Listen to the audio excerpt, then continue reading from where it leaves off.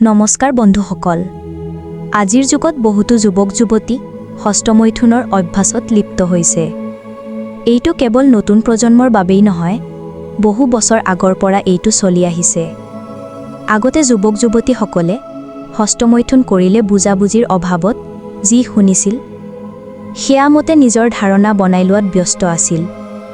বিজ্ঞানৰ দৃষ্টিকোণৰ পৰা ইয়াৰ বহুতো দিশ বৰ্ণনা কৰা হৈছে, কিন্তু ধৰ্মীয় দৃষ্টিভংগীত পৰ্যালোচনা কৰিলে বহুতে ইয়াৰ সঠিক উত্তৰ জানেনে নাই। সেয়ে আজি আমি আপোনালোকক এই ভিডিঅ'ৰ জৰিয়তে জানিম যে হিন্দু ধৰ্ম অনুসৰি হস্তমৈথুন পাপ হয় নেকি।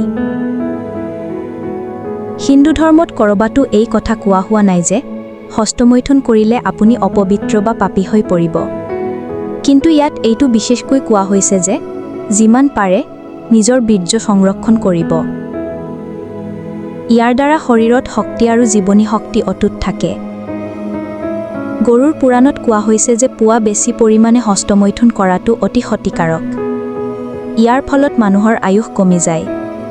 মহাপুৰুষসকলেও এই বিষয়ে কৈছে যে পুৱা সময়টো যোগ, প্ৰাণায়াম, ধৰ্মীয় কাম-কাজৰ বাবে নিৰ্ধাৰিত। এই সময়ত যদি কেতিয়াবা হস্তমৈথুন কৰে বা শাৰীৰিক সম্পৰ্কত লিপ্ত হয়, তেন্তে শৰীৰ দুৰ্বল হ'ব পাৰে আৰু 50 বছৰ বয়সত মৃত্যুও ঘটিব পাৰে। হস্তমৈথুন কেনেকৈ নিয়ন্ত্ৰণ কৰা যায়, এই বিষয়ে ভগৱান শ্ৰীকৃষ্ণই গীতাত কৈছে। ইন্দ্ৰিয়বোৰ শক্তিশালী হয়, কিন্তু তাতকৈ বেছি শক্তিশালী হ'ল মন। মনতকৈ বেছি শক্তিশালী হ'ল বুদ্ধি, আৰু বুদ্ধিতকৈ বেছি শক্তিশালী হ'ল আত্মা। বহু সময়তে আপুনি যেতিয়া কিবা ভুল কাম কৰিবলৈ যায়, ভিতৰৰ পৰা এটা মাত আহে যে এইটো ভুল হ'ব। তাকে আত্মাৰ মাত বোলা হয়। এই মাত শুনিলে মানুহে ভাল কাম কৰে আৰু বেয়া কামৰ পৰা আঁতৰি থাকে।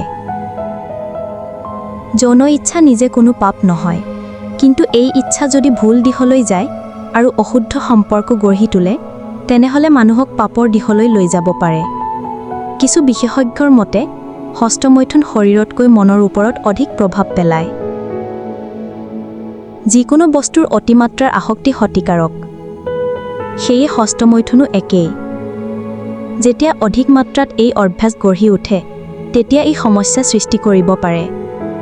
যদিও বৈজ্ঞানিকভাৱে কেতিয়াবা হস্তমৈথুন কৰাটো স্বাস্থ্যৰ ক্ষতি নকৰে, কিন্তু ইয়াৰ আসক্তি গঢ়ি উঠিলে বহু দীৰ্ঘকালীন সমস্যা দেখা দিব পাৰে।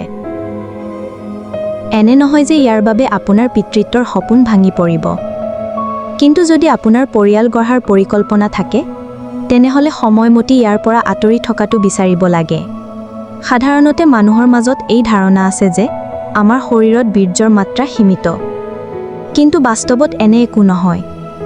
আমাৰ শৰীৰত বীৰ্য নিৰ্মাণ একেধৰণে সদায় চলি থাকে, যেনে ৰক্ত বা অন্য দেহৰ অংগবোৰ। বয়স বৃদ্ধিৰ লগে লগে ইয়াৰ উৎপাদন কিছু কমি যায়। সেয়ে হস্তমৈথুন কৰাৰ ফলত বীৰ্যৰ মাত্ৰা কমি যাব নোৱাৰে। আনকি বৈজ্ঞানিক গৱেষণাই কয়, সময়মতে হস্তমৈথুন কৰিলে প্ৰষ্টেট কেঞ্চাৰৰ সম্ভাৱনা কম হয়। যদিও এই ক্ষেত্ৰত এতিয়াও বৈজ্ঞানিক গৱেষণা চলি আছে। গৰ্ভাৱস্থাত হৰমনৰ পৰিৱৰ্তনৰ বাবে কিছু মহিলাৰ যৌন ইচ্ছা বৃদ্ধি পায়। এই সময়ত মনৰ চাপ হ্ৰাস কৰিবলৈ হস্তমৈথুন এক সহজ আৰু নিৰাপদ বিকল্প। বন্ধুসকল, আমাৰ এই ভিডিঅ'ৰ জৰিয়তে আপুনি জানিলে হ'লতো হিন্দু ধৰ্মত হস্তমৈথুনক স্পষ্টকৈ পাপ বুলি উল্লেখ কৰা হোৱা নাই। লগতে ইয়াৰ ক্ষতিকাৰক দিশবোৰো বুজি পালে। যদি ভিডিঅ'টো ভাল লাগিছে, তেনেহ'লে লাইক আৰু চেনেলটো ছাবস্ক্ৰাইব কৰক। আৰু এই ভিডিঅ'টো চোৱাৰ বাবে আপোনালোকক বহুত ধন্যবাদ।